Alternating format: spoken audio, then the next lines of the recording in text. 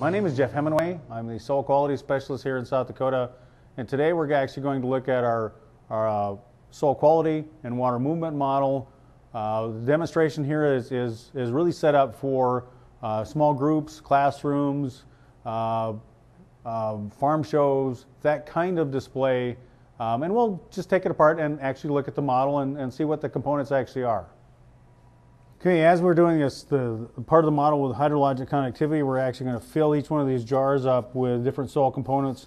I've actually got a conventionally tilled soil, a no-till soil. I've got soil that's very high in clay, and basically a sand. And depending on what you actually want to demonstrate, you can use these components to actually look at those individually or in layers, such that we can actually look at water movement, look at confining layers, etc. So basically what we're going to do right now is we're going to fill these jars up with those components, and then we're going to go back to looking at water movement through those individual samples. So as we fill these jars up, you need to keep in mind that we want the water to move through the soil and not preferentially around the outside. So make sure that as you fill these things up, we do have the samples in there firmly and don't end up with voids around the outside of the jars, so that water movement is through the soil matrix as we fill those up. Okay, now that we actually have each one of these jars filled up with some different soil components, let's talk about what we're actually trying to demonstrate here. First of all, as we start looking across, there's all kinds of combinations you can actually do, but these are just a few that you can actually do, and we'll just talk about that. The first one here is we just went through and we put that coarse sand in, and we'll actually look at water movement fairly rapidly through that sand, and we'll talk some more about that. But really the whole issue there is that we have large pores. We really don't have any aggregates we're talking about. It's very clean sands, so we're going to actually have water move through there fairly rapidly. The next one we actually have is we have a no-till soil, and that's what this one is, and it has really good aggregate stability. It's a loam, something that we'd be looking at from an agricultural production standpoint is a very good soil. And really what we're trying to demonstrate there is some really good aggregate stability and water movement through that anyway. The next one here is conventionally tilled, and the comparison is going to be just this, is that as we start looking at this conventionally tilled soil, water is not going to move through it as readily because it doesn't have that aggregate stability, and you're going to actually see some differences between water movement and ponding of water itself. So that's really what we're talking about there.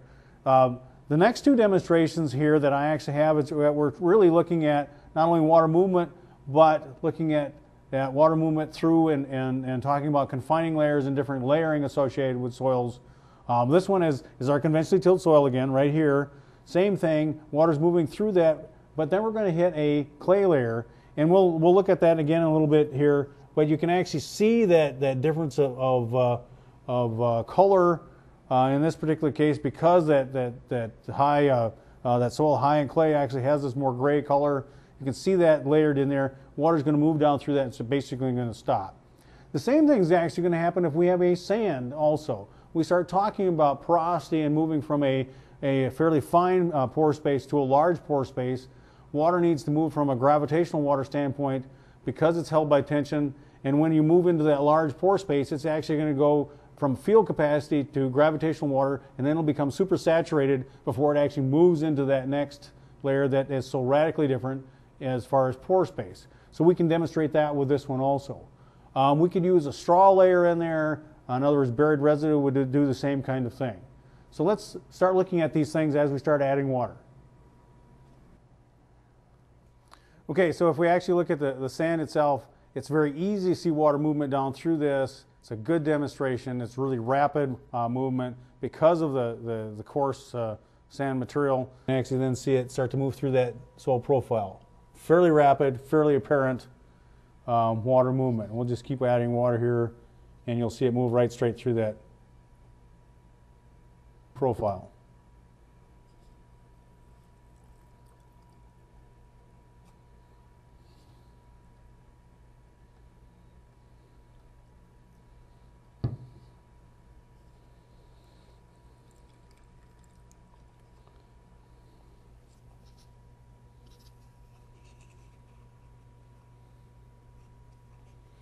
And of course, as we have water move down through that, it'll come fairly soon, and we can actually start to see it come right out of the bottom. Water moving all the way down through, fairly rapid, really coarse.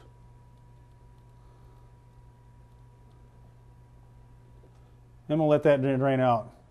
Let's go on to the next sample we actually have, and this is a no-till sample that has really good aggregate stability. In other words, the higher amounts of organic matter, we're looking at something that's hydrophobic to water. We're going to end up with water moving down through that soil really fairly rapidly.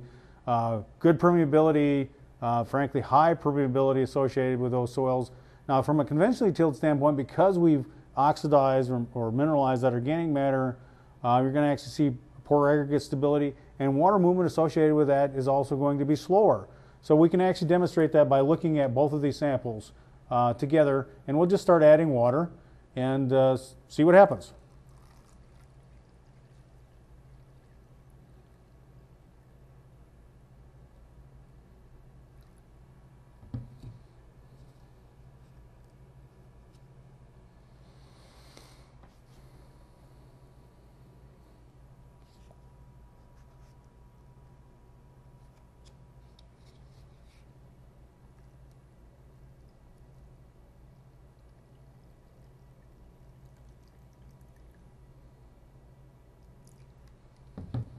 Okay, as I look at my no-till sample, I've got water movement down through that profile, and again, it's coming out the bottom fairly readily. Let's look at our conventionally tilled sample here. Actually, we're ponding water on the soil surface because we don't have that soil structure, and a few drops have come through, but we really don't have any water movement because it's sealed off. That aggregate stability has broken down, and we're ponding water. In other words, our infiltration rates are basically gone to zero, where we can continue to still infiltrate water through that no-till soil that has that really good aggregate stability. And you can continue to see that actually occur over time.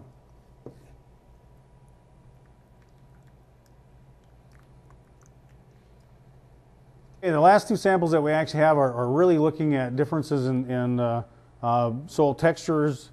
We know that we can actually end up, because of differences in parent material, we can end up with differences in layering. In other words, we can have either soils that are radically different in texture from one horizon to the next. And like I say, in this particular case, we actually have layered a layer of soil that actually is really high in clay in our conventionally tilled sample. This is our conventionally tilled sample, but here we have a layer of clay. What's going to happen with this sample is that because of that clay has a very fine texture, it has a high shrink swell capacity, it's actually going to act as a confining layer. It's going to stop water movement down through that soil profile. The same thing is actually going to happen with our next sample too. Our other sample that we actually have set up here has our conventionally tilled soil over top of a sand. And what happens, and again in the sand that we actually have, as water moves down through this profile that we've set up, we go from a fairly fine texture that is a loam, and then we move to something that's really coarse, something that has really large pore spaces. And because of those differences, we're going to actually limit water movement. And in fact, when we start talking about that, it's that water movement goes through that soil profile, and because it's moving gravitational water down through that profile, it has to get to a condition of being super saturated before it's actually going to move into that larger pore space. And we can demonstrate that with that sample. So it's kind of a cool thing. We can do that with residues also. So let's look at these samples. So again, here we're doing this on our clay layer. And again, you can see that through our funnel system, we're moving water into the soil profile.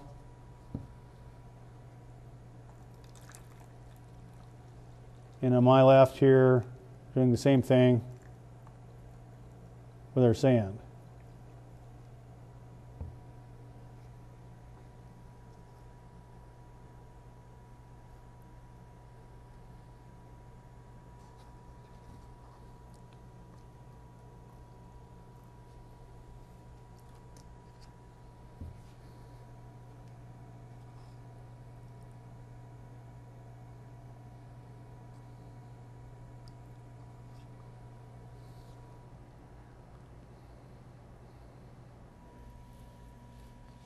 Now at some point you're actually seeing preferential flow, but you can also see around here on the sides here, you can actually see where that clay layer actually is. We've stopped water movement down through the soil profile, and that's actually part of what's occurring. Over here, we have some of the similar with what's going on with our sand. Again, we're moving moisture, water down through that profile. We're hitting that sand layer. And right now we're perching water. You can actually see that is actually we've got ponded water on the soil surface.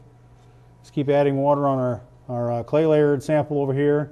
Should end up being doing the same kind of thing as starting to pond water here fairly rapidly.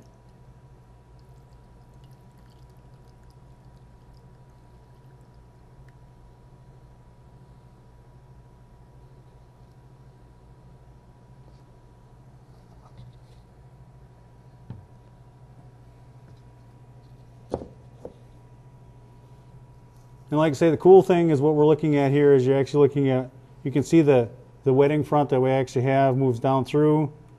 And because of the coarse texture, we actually have a water being ponded on the surface. Kind of a neat demonstration. This is actually the third component of this model on hydrologic conductivity and permeability. Other two components were capillary activity and aggregate stability. Within this model, functionally we're actually looking at some really good demonstrations, and whether you're using this in a classroom or at a farm show, I think this model will actually be very productive and actually a really good demonstration when we start talking about soils, soil differences, and conditions that you can actually manage and change.